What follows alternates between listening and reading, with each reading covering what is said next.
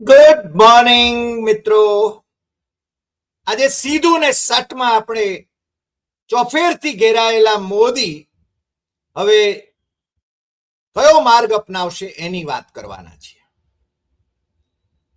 એમને એમ હતું કે કોંગ્રેસને તો અમે ધોઈ પીશું, પણ કોંગ્રેસને નવજીવન મળી રહ્યું છે એમ કહીએ તો ચાલે. કારણ કે જેમ જેમ મોદી એને દબાવવાની કોશિશ કરે છે, જેમ જેમ રાહુલ ગાંધીની સામે ખટલાઓ દાખલ કરાવે છે, ભારતીય જનતા પાર્ટીના લોકો નેહરુ ખાનદાન પર કાદવ ઉછાળે છે, એમ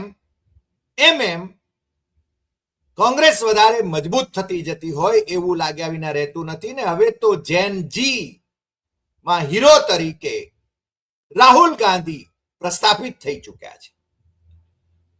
ભારતની અડધો અડધ પ્રજા એ જેન જી અને જેન આલ્ફા એની હોય, અને જ્યારે આવતી ચૂંટણી આવે ત્યારે એ મતદાન કરવાની હોય ત્યારે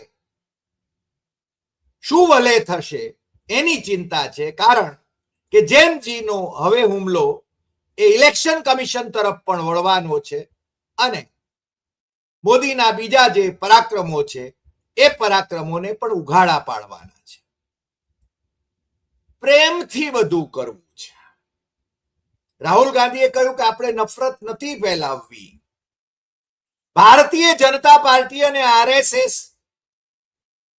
એ હિંસા અને નફરત ફેલાવે છે, જુઠ્ઠાણાઓ ફેલાવે છે, અને એમની જે ભારતીય જનતા પાર્ટીની નવી ટીમ જે છે એ તો ઓર જુઠ્ઠાણાઓ અને ગંદકી ફેલાવનારા સોશિયલ મીડિયા પોસ્ટ કરનારાઓ છે. એમાંના જે એમને સોશિયલ મીડિયામાં જે એમને મૂક્યા છે એની આપણે એક જુદા એપિસોડમાં વાત કરીશું જરા વિગતે. મોદી ઘેરાયેલા છે, અમિત શાહ મૌન છે. રાજસ્થાનમાં જઈને જાહેર સભામાં ગર્જનાઓ કરે છે, પરંતુ મોદી કે શાહ સંસદ ગૃહમાં આવીને જવાબ નથી વાળી શકતા કે જંતર મંતર પર જેનજી પર જે અત્યાચારો થયા એના વિશે શું કહેવું છે એમણે. મોદી કેબિનેટની બેઠક તો લે છે, પણ કેબિનેટની બેઠકમાં જે એમના વરિષ્ઠ મિનિસ્ટરો છે એમને ઉપદેશ કરે છે, સોશિયલ મીડિયામાં વધારે એક્ટિવ થઈ જાઓ, જેનજીને વધારે નિકટતા અનુભવાય એવું કંઈક કરો, યુનિવર્સિટીઓના કેમ્પસમાં જાઓ અને જેનજી સાથે આપણો સંબંધ જોડો. તમે એક બાજુ અત્યાચાર કરો છો આંદોલનકારીઓ ઉપર, જે સવાલ કરે એની સામે સવાલ કરે એને તમે દિમાગી નક્સલ કહી રહ્યા છો. અને તમને ખ્યાલ હશે આ નક્સલ શબ્દ જ્યારે દિમાગી નક્સલ શબ્દ પ્રયોગ કરે છે ત્યારે પટનાયકે એના વિશે, એના ગોત્ર વિશે, નક્સલની ઉત્પત્તિ વિશે જે વાત કરી છે એ વાતચીત એ એમના લખાણોમાંથી પ્રતિપાદિત થાય છે. યોગેન્દ્ર યાદવે બહુ સ્પષ્ટપણે કહ્યું છે, એનું એનાલિસિસ કર્યું છે કે નરેન્દ્ર મોદીએ ભગવાન શંકરનો અપમાન કર્યું છે આ નક્સલ શબ્દ પ્રયોગ કરીને. તમારે એને માટે યોગેન્દ્ર યાદવને સાંભળવા પડે, પેલા પટનાયકના લખાણો વાંચવા પડે નક્સલ વિશે. મોદીએ કેબિનેટ મીટિંગમાં જે કંઈ કહ્યું એનું ખરેખર એ યુનિવર્સિટીઓમાં જઈને એમના મિનિસ્ટરો શું ધાડ મારવાના છે. જ્યાં મોદી અને શાહ પોતે મોઢું સંતાડતા હતા, સંસદ ગૃહમાં આવતા જવાબ આપી નથી શકતા, એમના મિનિસ્ટરો શું જવાબ આપવાના. ઉપરથી આ નવી પેઢી એમનો હુરિયો બોલાવશે એ વાત મોદી ભૂલી જાય છે. વંદે માતરમ ને કમ્પલસરી કરી દેવામાં આવ્યું, અને એનું અપમાન થાય એવું કંઈ પણ કરે તો એને સજા થાય એવી જોગવાઈ કરતો કાયદો કરી દેવામાં આવ્યો. પરંતુ એમના પૂર્વસૂરીઓએ ક્યારેય વંદે માતરમ ગાયું નથી. આઝાદી પછી પણ ત્રિરંગો ફરકાવ્યો નથી, આઝાદીની લડાઈમાં ભાગ નથી લીધો. એ બધું બેનકાબ થતું ગયું છે. મારી પાસે તો વંદે માતરમનું જે 1937 ઇન્ડિયન નેશનલ કોંગ્રેસ નો મૂળ એનો જે એની મિનિટ્સ હતી એ મિનિટ્સ છે. JB Kripalani general secretary all India Congress committee, Swaraj Bhavan Allahabad, Motilal નહેરુનું આ સ્વરાજ ભવન જે એમણે દેશને સમર્પિત કરી દીધું, એમણે જેબી કૃપલાની ત્યાં કોંગ્રેસ મુખ્યાલય હતું એટલે ત્યાંથી પબ્લિશ કરેલું. મારી પાસે એ ઠરાવ છે કોંગ્રેસ વર્કિંગ કમિટીનો, અને કોંગ્રેસ વર્કિંગ કમિટીનો એ ઠરાવ, એમાં મહાત્મા ગાંધી, પંડિત જવાહરલાલ નહેરુ, સરદાર વલ્લભભાઈ પટેલ, નેતાજી સુભાષચંદ્ર બોઝ, મૌલાના આઝાદ અને કવિવર રવિન્દ્રનાથ ટેગોર, ઠાકુર પણ કહેવાય કારણ કે ઠાકુરનું એંગ્લિસાઇઝ ટેગોર છે. કેટલાક ગોદી મીડિયાના એન્કરો, બુદ્ધિહીન એન્કરો એ ઠાકુર અને ટેગોર એક છે એવું નથી સમજતા, પણ આપણા દર્શકોને તો એ ખ્યાલ છે. બંડોપાધ્યાય એટલે બનર્જી, ચટ્ટોપાધ્યાય એટલે ચટર્જી. આ બંકિમદાનો આનંદ મઠમાં જે ઉમેરાયું હતું વંદે માતરમ, એના 2 સ્ટાન્ઝા એટલે કે 2 મુખડા એ ગાવાના એ ઠરાવ એમાં થયો હતો, અને ત્યારથી એ પરંપરા ચાલી. જે સબ કમિટી હતી એ સબ કમિટીમાં પણ મૌલાના અબુલ કલામ આઝાદ, જવાહરલાલ નહેરુ, શ્રી સુભાષચંદ્ર બોઝ અને શ્રી નરેન્દ્ર દેવ હતા. અને આ જે વર્કિંગ કમિટીએ ઠરાવ કર્યો, એ ઠરાવ ગઈકાલે ઇન્દિરા ભવનમાં કોંગ્રેસ વર્કિંગ કમિટીની જે મીટિંગ મળી અને એમાં 88 કરતા પણ વધુ સભ્યોએ ભાગ લીધો, અને 4 મુખ્યમંત્રીઓ અને બીજા 33 જણાએ ચર્ચામાં ભાગ લીધો, અને એમણે ઠરાવ્યું કે 1937 નો એ જે ઠરાવ છે વંદે માતરમનો, વંદે માતરમ કારણ કે બંગાળીમાં વંદે માતરમ કહે છે, અને એમાં એક વાત મારે ધ્યાને મૂકવી જોઈએ. એ વખતે વસ્તી હતી દેશની, એટલે ભારત જેને આપણે અત્યારે ગણીએ છીએ, એ વખતે ભારત અલગ અલગ રાજ્યોમાં વિભાજિત હતું, એ તમને ખ્યાલ છે, રજવાડાઓમાં, પણ એ 30 કરોડ હતું.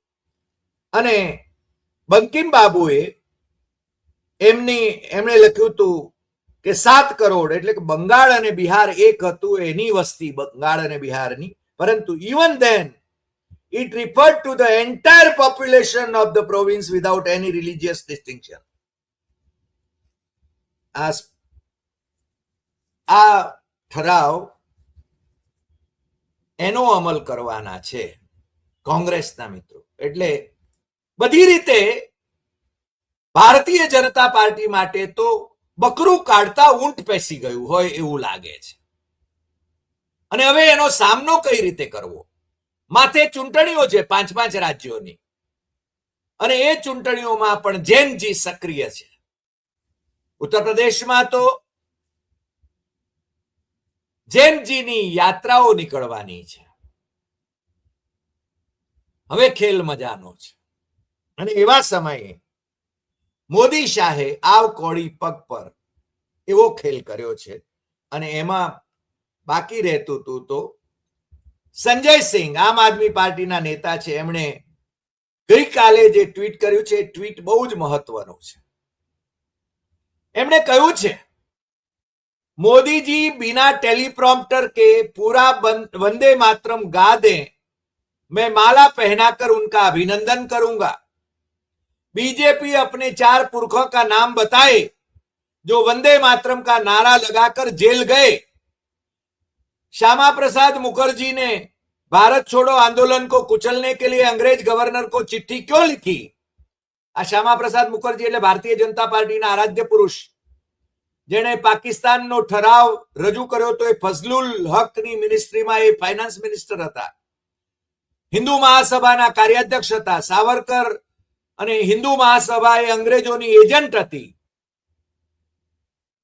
જીણાની મુસ્લિમ લીગ પણ અંગ્રેજોની એજન્ટ હતી, અને પાકિસ્તાન એને મેળવીને રહ્યા. એ એમની સાથે, મુસ્લિમ લીગ સાથે હિન્દુ મહાસભાએ સરકારો ચલાવી છે અંગ્રેજોની કૃપાથી. એટલે કહે છે કે શ્યામા પ્રસાદ મુખર્જીને ભારત છોડો આંદોલન 1942 નું જે ગાંધીજી એલાન કર્યું હતું ને બધા આખી કોંગ્રેસના નેતાઓને, ઇવન ઇન્દિરા ગાંધી અને મણિબેન પણ એ જેલમાં ગયા હતા. ઇન્દિરા ગાંધીના તો લગ્ન એ વખતે થયા હતા 42માં, પણ એમના પિતાશ્રી પણ જેલમાં ગયા હતા. નહેરુ, સરદાર પટેલ પણ જેલમાં ગયા હતા, મણિબેન પણ જેલમાં ગયા હતા, ગાંધીજી પણ જેલમાં ગયા હતા, કસ્તુરબા પણ જેલમાં ગયા હતા, મૌલાના પણ જેલમાં ગયા હતા, બધા કોંગ્રેસના નેતાઓ જેલમાં ગયા હતા. ત્યારે આ લોકો હિન્દુ મહાસભા વાળાઓ અને મુસ્લિમ લીગ વાળાઓ એ મહેલમાં હતા. એટલે જ कुछ सवाल जो पूछे थे संजय सिंह, एक कहते कि श्यामा प्रसाद मुखर्जी ने भारत छोड़ो आंदोलन को कुचलने के लिए अंग्रेज गवर्नर को चिट्ठी क्यों लिखी? मुखर्जी ने जिन्ना की मुस्लिम लीग के साथ 3 राज्यों में सरकार क्यों बनाई? मुखर्जी એટલે કે हिंदू महासभा ना कार्याध्यक्ष. आडवाणी जी और जसवंत सिंह ने जिन्ना की तारीफ क्यों की? आरएसएस ने 52 साल तक अपने मुख्यालय पर तिरंगा क्यों नहीं फरकाया? आरएसएस की शाखा में तिरंगा क्यों नहीं फरकाया जाता?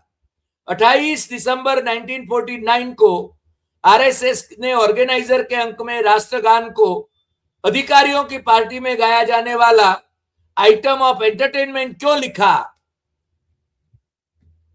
હવે આમના ભોપાળા ખુલ્લા પડી રહ્યા છે અને હવે કોંગ્રેસ એ લડાયક મિજાજમાં છે અને એટલા માટે જ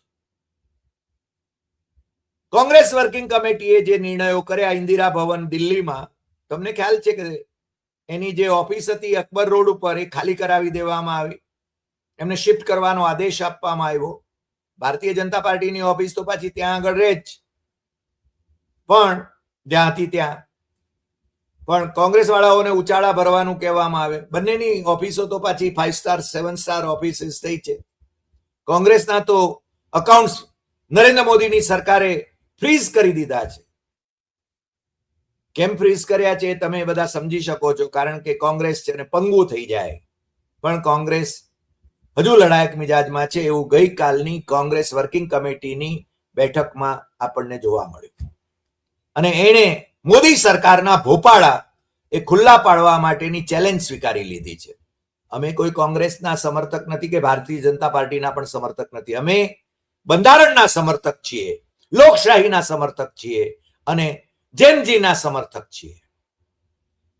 સાચી વાત, ટકોરાબંધ વાત કરવાના છીએ અને એટલે જ અમે કહીએ છીએ કે તમારે અમારી યુટ્યુબ ચેનલ, આપણી YouTube channel doctor Hari Desai Satyam Evam તથ્યમે સબસ્ક્રાઇબ કરવી જોઈએ ને દેશ અને વિદેશમાં પણ મિત્રોને કહેવું જોઈએ સબસ્ક્રાઇબ કરવા માટે, કારણ કે એના માટે કોઈ નાણાં ચૂકવવાના નથી, અમને પણ કોઈ નાણાં મોકલવાના નથી. તમને ખ્યાલ છે કે છાત્રો કી ગુંજ કોટા, દેહરાદૂન, પ્રયાગરાજ અને હવે પુણે જ્યાં જ્યાં રાહુલ ગાંધીની આ છાત્રો કી ગુંજ કાર્યક્રમે એ જાહેર કરે કે ત્યાં આગળ ભારતીય જનતા પાર્ટીની સરકાર ધ્રુજવા માંડે છે અને પ્રતિબંધ લગાવી દે છે. પુણેમાં તો હદ કરી નાખી, એના વિશે આપણે એપિસોડ કરી લીધો છે એટલે હું એનું પુનરાવર્તન નથી કરતો. પરંતુ 4 જગ્યાએ છાત્રો કી ગુંજ થી જો ભારતીય જનતા પાર્ટીની સરકાર આટલી હલી જતી હોય તો હવે તો કોંગ્રેસે નક્કી કર્યું છે કે 800 શહેરોમાં છાત્રો કી ગુંજ કાર્યક્રમ થશે અને ઘણી બધી જગ્યાએ રાહુલ ગાંધી પોતે એમાં હાજરી આપશે. અને રાહુલ એવી ટીમ પણ બનાવી છે કે જે છાત્રો કી ગુંજનો કાર્યક્રમ એને છાત્રો સાથે સંવાદ કરે એવા નેતાઓ એમને પાઠવવામાં આવે. વંદે માતરમ એનો નિર્ણય એ કરવામાં આવ્યો, મેં તમને કહ્યું કે 1937માં જે 2 મુખડા જે ગાવાના એ જ ગવાશે. કોંગ્રેસની વર્કિંગ કમિટીએ આ નિર્ણય કર્યો. ભલે સરકાર છે ને એ જે કાયદો કરવો હોય એ કરે, મને લાગે છે કે કેટલાની સામે એ કેસ કરશે. સોનિયા ગાંધી અને ખડગેની સામે કેસ કરવાની વાત કરે છે. બીજું હમણાં છે ને તમને ખબર છે કે એના જે અભી બોલા અભી ફોક મોદીનું તો એવું જ છે. કાસ્ટ બેઝ સેન્સસ એ કરવા માટે એમણે છે ને જાહેરાત કરી હતી, પરંતુ અત્યારે જે વસ્તી ગણતરી થઈ રહી છે એમાં કાસ્ટ બેઝ સેન્સસ એટલે કે ઓબીસી ની વસ્તી કેટલી છે એના માટેનું કોઈ ખાનું નથી. શિડ્યુલ કાસ્ટની વસ્તીનું છે, શિડ્યુલ ટ્રાઇબની વસ્તીનું છે, તો પરંપરાગત રીતે ચાલે છે. પછી જેને જાતિ જ પૂછે છે. જાતિ એટલે ધારો કે પટેલ, તો પટેલ એ કડવા પટેલ પણ હોય, લેઉવા પટેલ પણ હોય, આંજણા પટેલ પણ હોય અને દલિત પટેલ પણ હોય. તો પટેલ તમે જાતિ લખો એટલે જેને તમે કયા પટેલે કઈ રીતે નક્કી થશે. ચૌધરી, તો ચૌધરી છે ને એ આંજણા પટેલ પણ હોય અને આદિવાસી પણ હોય.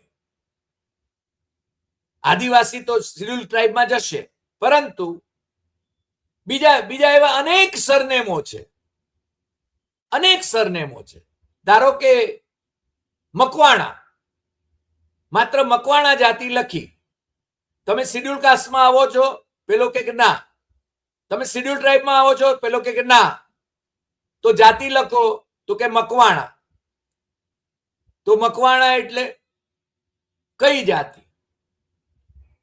દલિતમાં પણ આવે, આહિરમાં પણ આવે, બીજા કોમ્યુનિટીમાં પણ આવે. તો એ કયામાં આવે છે, ઓબીસીમાં આવે છે કે નહીં, એનું જેને એ એમણે જે બોલ્યા છે એ ફોક કરી દીધું છે. અને શિક્ષણ પ્રણાલીનું જે જેનજીનો આખો જે માહોલ ઉભો થયો છે, એમાં કોંગ્રેસ વર્કિંગ કમિટીએ સીધી વાત એ કરી છે. એના 4 જે મુખ્યમંત્રીઓ છે, તમને ખ્યાલ હશે, કોંગ્રેસ શાસિત રાજ્યોમાં હિમાચલ પ્રદેશ, કર્ણાટક, તેલંગણ અને કેરળ, આ રાજ્યોના મુખ્યમંત્રીઓને એમ કહેવામાં આવ્યું છે કે તમારે એક જ મહિનામાં શિક્ષણને લગતા કયા સુધારા કરવા જોઈએ એનો રિપોર્ટ આપવાનો છે, ટાઈમ બાઉન્ડ. અને એનો અમલ કઈ રીતે આપણે કરી શકીએ એ પણ જોવાનું છે. બીજો મુદ્દો, રામ મંદિરમાં જે ચઢાવા ચોરીનો થયો, એમાં દેશભરમાં જેને દેખાવો કરવાના છે. જો એમણે ભગવાનનો કેવો ઉપયોગ કર્યો છે. નરેન્દ્ર મોદી અવતારી પુરુષ પોતાને ગણાવે, નોન બાયોલોજીકલ ગણાવે, કેટલાક એમને વિષ્ણુનો અવતાર કે, સમજ્યા, જાણે પોતે ભગવાન જ છે. નરેન્દ્ર મોદી કહે એટલે ભગવાનનો જાણે કે આદેશ. એમના ભક્તો તો છે ને આંખ મીંચીને, કાન બંધ કરીને, દિમાગ બંધ કરીને એમને ભગવાન માનતા હશે. માને, આપણને કઈ વાંધો નથી, બુદ્ધિના લઠ હોય એમને જેને જે કરવું હોય એ કરે. પરંતુ ભારતીય બંધારણ સાયન્ટિફિક ટેમ્પરામેન્ટ ડેવલપ કરવાની વાત કરે છે. અને એટલા માટે હરિદેસાઈ તું આ જે બોલે છે એ સાચું છે કે નહીં એ પણ તેને ચેક અને ક્રોસ ચેક કરીને જ હું માનીશ એવું કહેવું જોઈએ. મોદી જે બણગા ફૂંકે છે, જુઠ્ઠાણાઓ કે છે, એ વાત એ પ્રજા હવે સમજી ગઈ છે અને એમની જાહેરાતોથી જરાય પ્રભાવિત થતી નથી. ડર આનો છે. એટલે અમે કહ્યું કે બકરું કાઢતા ઊંટ ઘૂસી ગયું છે અને પગ ઉપર કોળો માર્યો છે. એ કે છે નીતિન નબીન, હમણાં એમના જે રાષ્ટ્રીય અધ્યક્ષ બન્યા, એમની ગાડી જતી હતી, એમનો જુલુસ નીકળ્યું અને આગળ છે ને હનુમાનજીને નચાવ્યા એમણે. ભારતીય જનતા પાર્ટીના અધ્યક્ષ એમની આગળ હનુમાનજી નાચે, જાણે ભગવાન શંકર હોય, અને એમની આગળ એમનો પુત્ર ગણપતિ નાચતો હોય, કાર્તિકેય નાચતો હોય, એવું દ્રશ્ય લાગે. આપણે હનુમાનજીને ભગવાન માનીએ છીએ અને નીતિન નવીન ભગવાન છે કે? અને હનુમાનજી નીતિન નવીન માટે નાચે, આ કયું દ્રશ્ય હતું? એટલે જો મોદી પોતાને ભગવાન માનતા હોય તો પછી એમના નેતાઓ પણ પોતાને ભગવાન જ માનવા માંડ્યા છે એવું લાગે. એટલે અને બીજું, મંદિરોમાં ચોરી, ચઢાવા ચોરી તો એ એમનો ધર્મ થઈ ગયો છે અને એમાંથી કોને બચાવવા ને કોને ન બચાવવા એ પણ એ ખેલ કરી રહ્યા છે. ત્રીજો મુદ્દો, ચીન અને અમેરિકાના મુદ્દે બહુ જ ગંભીર ચિંતા વ્યક્ત કરી છે કોંગ્રેસ વર્કિંગ કમિટીએ. લડાખ અને અરુણાચલ પ્રદેશમાં ચીન ઘૂસી ગયું છે, નરેન્દ્ર મોદી એ સ્વીકારવા તૈયાર નથી અને ચીનને એનો લાભ છે. આપણા લશ્કરી દળો જ્યારે મંત્રણા માટે બેસે છે, જે લશ્કરી અધિકારીઓની જે મંત્રણા હોય ચીનના લશ્કરી અધિકારીઓ સાથે, એમાં આ મુદ્દો એમને લાઇન ઓફ કંટ્રોલ જે છે એ એનો ભંગ કર્યો હોય એની વાત કરે કે તમારા પ્રાઇમ મિનિસ્ટર તો એમ કે છે કોઈ ગુસ્સા નહીં, કોઈ રાહ નહીં, પછી તમે હું કામ ડાયા થાઓ છો? આપણા લશ્કરી દળોની બેઇજ્જતી કરાવે છે પ્રાઇમ મિનિસ્ટર મોદી. સ્વીકારવા તૈયાર નથી કે ચીન ઘૂસી ગયું છે. અને કોણ કે છે? આપણું પેટ્રોલિંગ જ્યાં ચાલતું હતું એ પેટ્રોલ પોસ્ટ કેટલી ચીનને હવાલે થઈ ગઈ છે એવો સવાલ સંરક્ષણ સચિવ રહેલા, ગૃહ સચિવ રહેલા દેશના અને નરેન્દ્ર મોદીની સરકારમાં મિનિસ્ટર રહેલા આર.કે. સિંઘે કહ્યું છે. પૂછો છો, સવાલ પૂછો છે મોદીને, એમના સંરક્ષણ મંત્રીને, કાનો જવાબ આપો.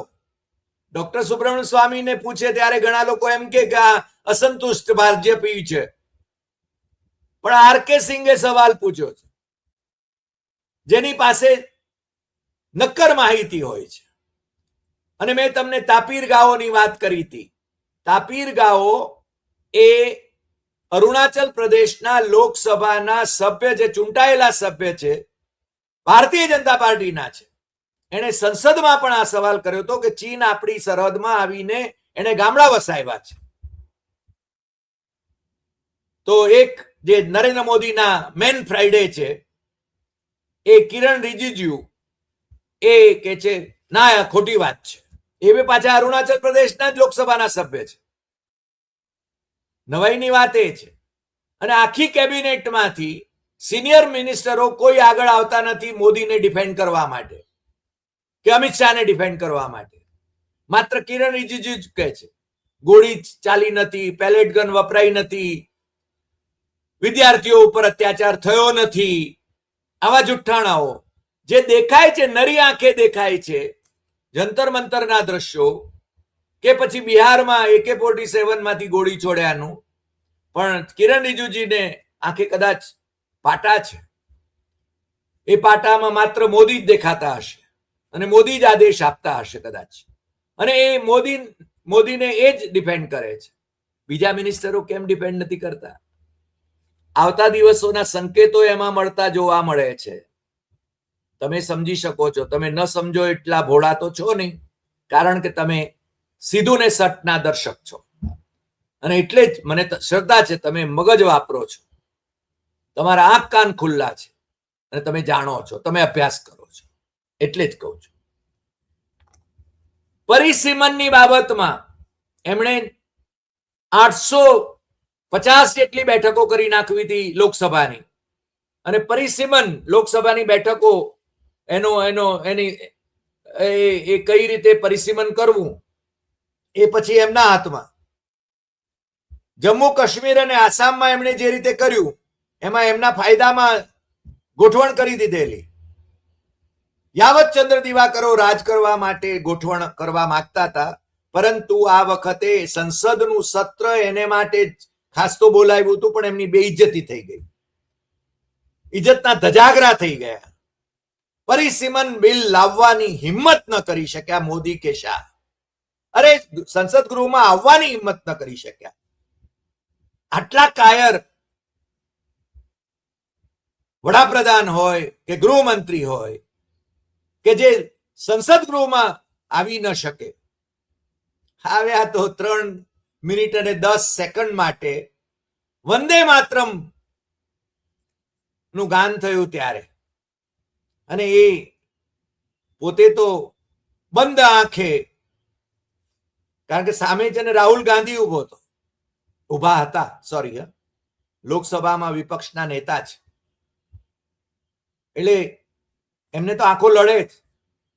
રાહુલને સહન નથી કરી શકતા એટલે, અને અમિત શાહ હોઠ ફફડાવતા હતા. એટલે ભાઈ સંજય સિંહે કહ્યું છે ને કે મોદી ટેલિપ્રોમ્પ્ટર વિના જો વંદે માતરમ આખું ગાઈ શકે તો હું એમનો मोदी जी बिना टेलीप्रॉम्प्टर के पूरा वंदे मातरम गा दें, मैं माला पहनाकर उनका अभिनंदन करूंगा।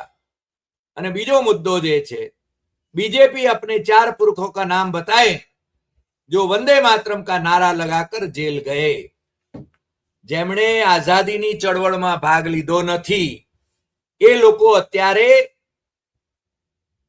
તમે રાષ્ટ્રવાદી છો કે રાષ્ટ્ર વિરોધી છો એના સર્ટિફિકેટ વેચે, તમે દેશદ્રોહી છો કે દેશભક્ત છો એના સર્ટિફિકેટ વેચવા નીકળ્યા છે। અરે સત્તા તો આજે છે ને કાલે નહીં હોય। જૈનજી ના આંદોલનથી ફફડી ગયા છો, કઈ રીતે સત્તા તમે ટકાવી છે એ પણ હવે તો મને લાગે છે દેશવાસીઓ સમજે છે। પણ હવે જૈનજીનો હુમલો અથવા એનું ટાર્ગેટ એ ઇલેક્શન કમિશન પણ છે, એટલે હજી પણ સમય છે, સુધરી જાય તો દેશના હિતમાં કામ કરતા થાય તો એમની પાસે 2029 સુધીનો સમય છે। જે રીતે સત્તામાં હોય એ રીતે, જે કોઠા કબાડા કર્યા હોય એ રીતે, આમ તો 240 જ બેઠકો મળી છે, પણ એમાંય પાછી 100-150 તો વધારાની જેમને ગોઠવેલી જ મળી છે। એવો પેલો રિપોર્ટ મોરારજી દેસાઈના સેક્રેટરીએટમાં જે આઈએએસ અધિકારી કાર્યરત હતા, નિષ્ઠાવંત અધિકારી, એમણે જે રિપોર્ટ આપ્યો તો એની અંદર બહુ સ્પષ્ટ કહ્યું હતું કે 100 બેઠકો તો એમણે ગોલમાલથી મેળવી છે। એટલે પેલા નિશિકાંત દુબે એની વાત સાચી, એમણે તો એમ કહ્યું હતું કે મોદી જો નેતા પદે ન હોય તો ભારતીય જનતા પાર્ટી 150 બેઠકોમાં સમેટાઈ જાય। અરે મોદી નેતા પદે હોય તો પણ ભારતીય જનતા પાર્ટી 150 બેઠકોમાં સમેટાઈ જાય। એવું તો આ 2024ની ચૂંટણીમાં એવા સંકેતો મળી ચૂક્યા હતા। આ તો પેલા ચંદ્રબાબુ નાયડુ એને જેલમાં જવાની ધમકી, નીતિશ કુમાર એમના આજુબાજુના માણસો ને ત્યાં ઈડીના દરોડા, આ બધા ખેલ જે હતા અને જે રીતે ટેકો અને બધાને છે ને મલાઈમાં ભાગીદારી, એને કારણે એમની સત્તા ટકી છે। ક્યાં સુધી ટકશે ખબર નથી। આજે આટલી વાત, ફરી મળીશું નવા એપિસોડમાં નવા વિષય સાથે। તમારા પ્રતિભાવો કમેન્ટ બોક્સમાં જરૂર લખજો અને જાગતા રહેજો, જાગતા રહેજો, જાગતા રહેજો। હું પણ જે કહું છું એ ચેક અને ક્રોસ ચેક કરતા રહેજો। નમસ્કાર।